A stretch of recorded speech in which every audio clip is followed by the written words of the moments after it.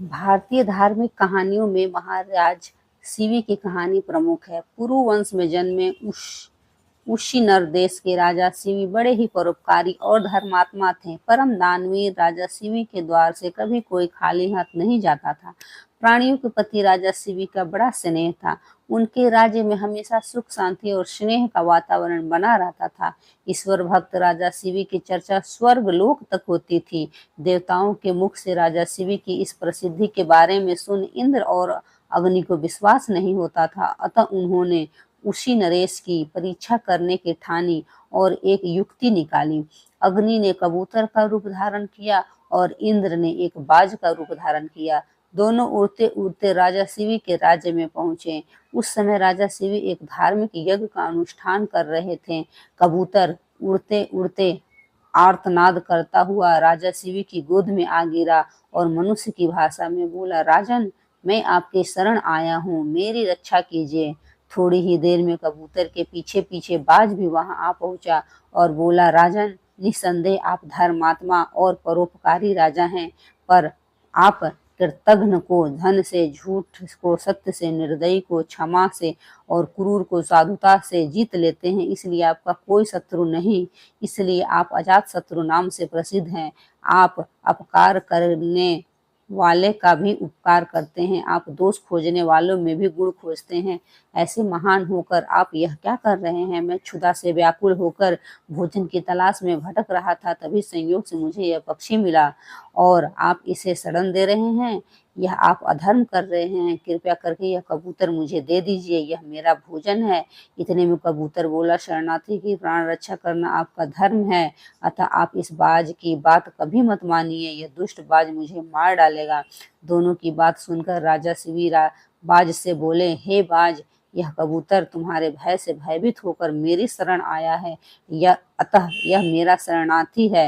मैं अपनी शरण में आए शरणार्थी का त्याग कैसे कर सकता हूँ? जो मनुष्य भय, लोभ, ईर्ष्या, लज्जा या द्वेष से शरणागत की रक्षा करते हैं, उसे त्याग देते हैं, उन्हें ब्रह्महत्या के समान पाप लगता है। सभी जीवों को अपने प्राण प्रिय होते हैं। समर्थ और बुद्धिमान मनुष्यों को चाहिए कि असमर्थ व मृत्यु भय से भयभीत जीवों की रक्षा करे। अतः हे बाज, मृत्यु के भय से भयभीत यह कबूतर मैं तुझे नहीं दे सकता। इसके बदले तुम जो चाहो खाने के लिए मांग सकते हो।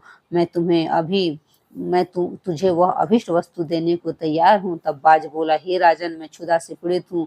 आप तो जानते ही हैं, भोजन से ही जीव उत्पन्न होता है और बढ़ता है। यदि मैं क्षुधा से मरता हूँ तो मेरे बच्चे भी मर जाएंगे। आपके एक कबूतर को बचाने से कई जीवों के प्राण जाने की संभावना है। हे राजन, आप ऐसे कर्म कैसे धर्म का अनुसरण कर रहे हैं जो अधर्म को जन्म देने वाला है? बुद्धिमान मनुष्य उसी धर्म का अनुसरण करते हैं जो दूसरे धर्म का हनन ना करे। आप अपने विवेक के तराजू से तौलिए और जो धर्म आपको अभिष्ट हो वह मुझे बताइए। राजा शिवी बोले, हे बाज, भय से व्याकुल हुए शरणार्थी की रक्षा करने से बढ़कर कोई धर्म नहीं है। जो मनुष्य दया और करुणा से द्रवित होकर जीवों को अभय दान देता है, वह देह के छूटने पर सभी प्रकार के भय से मुक्त हो जाता है। धन, वस्त्र, गौ और बड़े बड़े यज्ञों का फल यथा समय नष्ट हो जाता है, किंतु भयाकुल प्राणी को दया, अभयदान कभी नष्ट नहीं होता। अतः मैं अपने संपूर्ण राज्य और इस देह का त्याग कर सकता हूँ, परंतु इस भयाकुल पक्षी को नहीं छोड़ सकता। हे बाज, तुझे आहार ही अभिष्ट है, सो जो चाहो सो आहार के लिए मांग लो। बाज बोला, हे राजन, प्रकृति के विधान के अनुसार कबूतर ही हमारा आहार है, अतः आप इसे त्याग दीजिए। राजन बोला, हे बाज, मैं भी विधान के विपरीत नहीं जा सकता। शास्त्र कहता है, दया धर्म का मूल है, परोपकार पुण्य है और दूसरों को पीड़ा देना पाप है। अतः तुम जो चाहो सो दे सकता हूँ, परंतु ये कबूतर नहीं दे सकता। तब बाज बोला, ठीक है राजन, यदि आप इस कबूतर के प्रति इतना ही प्रेम है तो मुझे ठीक इसी के बराबर तोलकर अपना मांस दे दीजिए, जिससे मैं अपनी क्षुधा शांत कर सकूं। मुझे इससे अधिक और कुछ नहीं चाहिए। तब प्रसन्न होकर राजा शिवी ने कहा, हे बाज, तुम जितना चाहो उतना मांस मैं देने को तैयार हूँ। यदि यह क्षणभंगुर देह धर्म के काम न आ सके तो इसका होना व्यर्थ है। यह कहकर राजा ने तराजू मंगवाया और उसके एक पलड़े में कबूतर को बिठा दिया और दूसरे पलड़े में अपना मांस काट कर रखने लगे, लेकिन कबूतर का पलड़ा जहाँ का तहाँ ही रहा। तब अंत में राजा शिवी स्वयं उस पलड़े में बैठ गए और बोले, हे बाज, ये लो, मैं तुम्हारा आहार तुम्हारे सामने बैठा हूँ।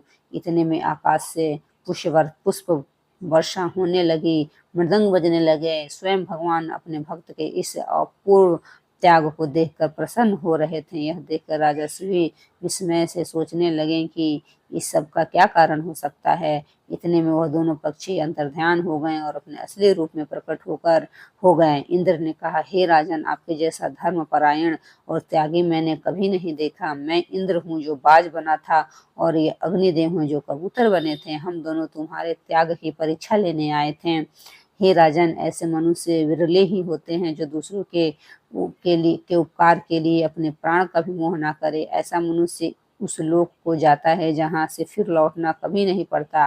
अपना पेट पालने के लिए तो पशु भी जीते हैं, किंतु अभिनंदनीय तो वही मनुष्य है जो दूसरों के हित के लिए जीता है। इतना कहकर इंद्र और अग्निदेव स्वर्ग को चले गए। राजा शिवी ने अपना यज्ञ पूरा किया और कई वर्षों तक पृथ्वी पर राज भोगने के बाद परम पद को प्राप्त हुए।